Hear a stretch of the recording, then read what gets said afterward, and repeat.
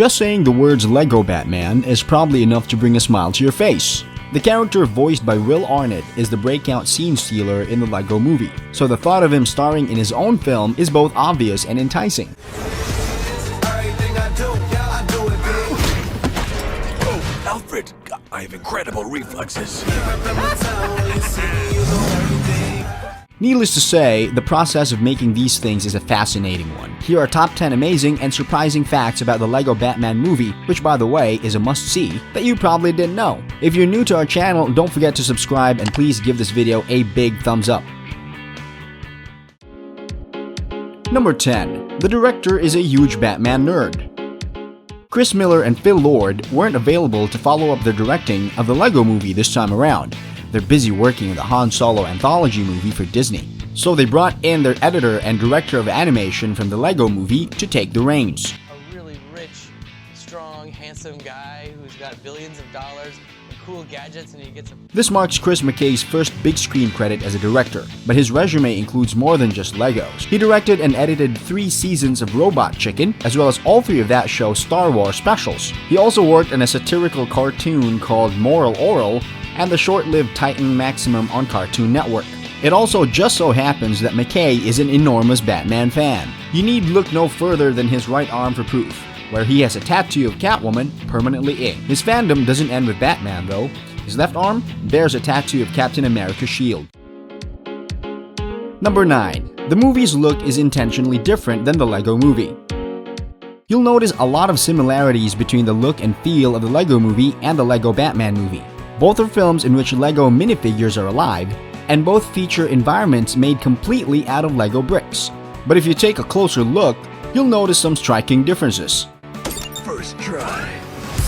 My fellow master builders. Hello. Lord business plans to end the world as we know it. Rather than slavishly follow the first film structures, the filmmakers behind Lego Batman decide to look at what the unique world of Batman required, and adjust their techniques accordingly. The cinematography went for more photorealistic and cinematic visuals, using more wide-angle lenses than the original Lego movie.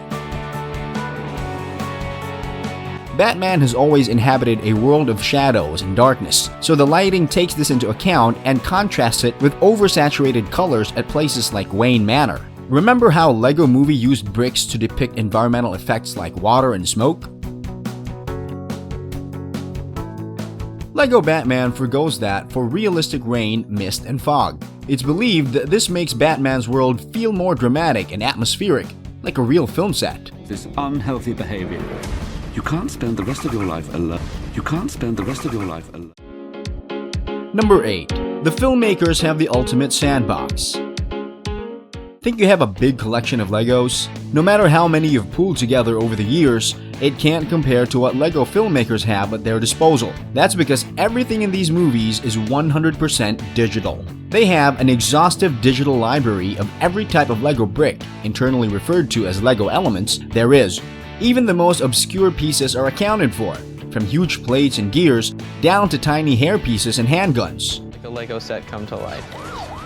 Are you ready, my son? Yes, I am.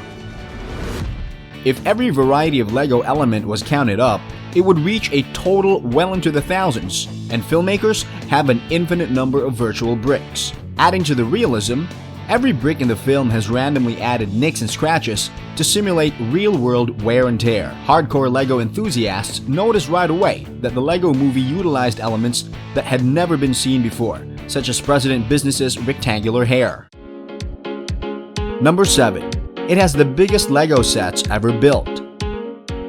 Director Chris McKay wanted the movie sets to be ridiculously vast to reflect Batman's enormous ego.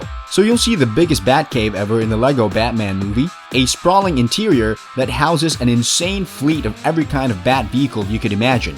The biggest challenge facing the animators was Gotham City. The filmmakers felt that it was such an iconic, recognizable location, even though it's been presented many different ways, that only a gargantuan set would do it justice.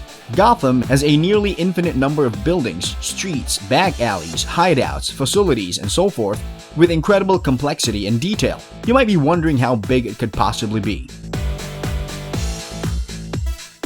If built out of real Lego bricks in the real world at minifigure scale, the Batcave would measure a half-mile from end to end. Think that's jaw-dropping? Gotham City would take up 6.5 football fields. Number 6. Everything had to work like real Legos. The Lego Batman movie may be computer generated, but it doesn't fudge the physics. Remember how the filmmakers have the freedom to create new Lego elements with the Lego group's approval? The film itself is not a cheat, it's a real Lego block film. Like all of the things that you see on screen are 100% Lego blocks. If anybody has black parts, I need them, okay? I only work in black. And sometimes very, very dark gray. That doesn't mean they can create pieces that can't exist in the real world. It all has to move and function just like the real thing. Batman out.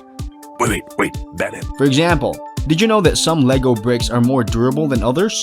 The filmmakers didn't, but the builders at Lego HQ in Denmark explained that some pieces are made of sturdier plastic than others for structural needs. In other words, some pieces have to be stronger to help hold up or hold together bigger or more complex models. Upon learning this, Lego Batman's crew incorporated those physics into the movie. Number 5. Actors perform together. It's a known practice in voice acting that actors come to work and record their lines alone. The director is there, guiding them with inflection and meaning, but other than sound and recording engineers, that's about it. So where's the rest of the cast? They all record solo. It's usually a scheduling thing. Voice actors tend to have a lot of jobs going at once. In the Lego Batman movie, however, actors performed scenes together whenever possible. This was particularly used anytime someone was paired up with Will Arnett, so they could bounce ideas off of each other. You should be terrified. You want to see a magic trick? I'm gonna make you disappear. Happy now. Indubitably. All right, yeah. That's right, the comedically skilled actors in this movie were all allowed to improvise dialogue. It's a great character to do a comedy about. There's so many versions of him, so many people have done it, but nobody's approached it from a comedic standpoint. Arnett and Zach Galifianakis riffed off of each other as Batman and Joker. Arnett and Dawson did the same as Bats and Barbara Gordon. When you've got a group of actors that are as good at being funny, the smart thing to do is to put them behind a microphone and get out of the way. Number 4. Even facial expressions were rendered the Lego way. With Lego films completely beholden to the Lego group's own rules and principles, you'd be tempted to think that somewhere in there, the characters' emotions for example, the filmmakers might be given a little leeway. We'll wing it. It's a bat pun. Nope, decals are overlaid onto those teeny little faces to give them facial expressions. Look close enough, and sometimes you can even see transparent outlines around the eyes or mouth. To maintain accuracy, the characters in this film appear to use the same kind of decals, even though they're constantly in motion. Were you looking at the old family pictures again? No, I wasn't. Sir, I've seen you go. To accomplish this effect, the expressions of CGI minifigs are rendered with those same transparent outlines. Gradually, a black line of a smile might become a frown through the magic of animation. This is nothing new. But Lego films take the time to add the tiny decal details in every frame to help sell the idea that these are real minifigures that have come to life.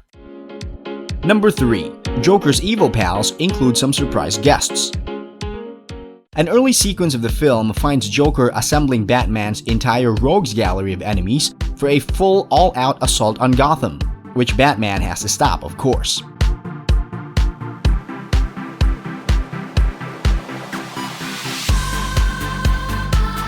This huge group of baddies includes virtually every baddie Batman has ever gone up against, including more obscure villains like Kite Man and King Tut. It's a huge impressive group, but Joker doesn't stop there. Reaching out beyond Gotham, he drafts what he calls the worst villains in the history of the universe. Who are these ultimate baddies? We can't speak for all of them. We imagine there are several in the background who don't get lines. But the movie's credits identify supervillains called the Ubers, listing the Lord of the Rings Sauron, King Kong, and Harry Potter's Voldemort as the members that speak in the film. Giving away who voices them would be a little too spoilery. You can find them elsewhere if you just have to know. But we'll tell you this about the last evildoer we mentioned. To be the main villain in this movie, I leapt at the chance to work with him again. I mean, let's face it, there is no Batman without the Joker. We go together like... Number 2. Ralph Fiennes does not voice Voldemort. Imagine, Not only do you have permission to use one of the greatest fictional villains of all time in your movie, but you've already secured the actor who played that very mega villain 5 times on the big screen as a member of your cast. So getting him to reprise one of his most famous parts would be a no-brainer, right? Wrong.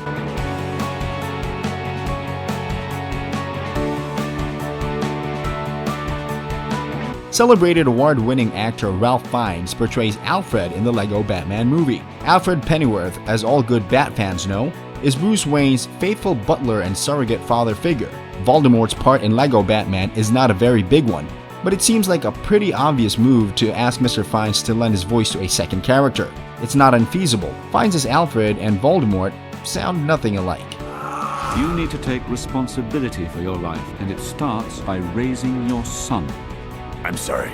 I literally have no idea what you're talking about. The young orphan you adopted at the gala. But the filmmakers didn't do it. Or maybe he said no. We don't really know what happened. But Voldemort is voiced in the movie by another actor. Don't ask, we're still not telling.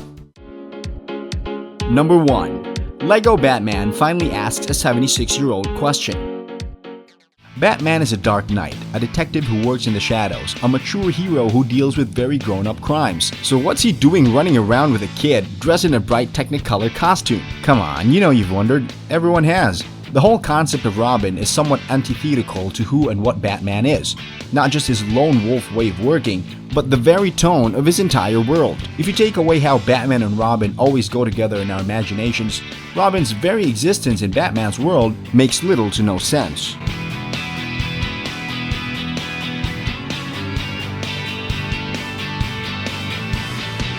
Yet it's rare that anyone in the comics questions this obvious conflict of ideologies. The Lego Batman movie dares to ponder it. Not only have they given Robin a reason for being, they even went to the trouble of constructing a backstory for that oh-so-colorful costume he wears. Other interpretations have attempted to justify Robin in his goofy outfit. Batman Forever comes to mind, unfortunately. But Lego Batman is the first time the question has been asked and answered satisfactorily. My only trouble is his pants are just a little tight. I got an idea.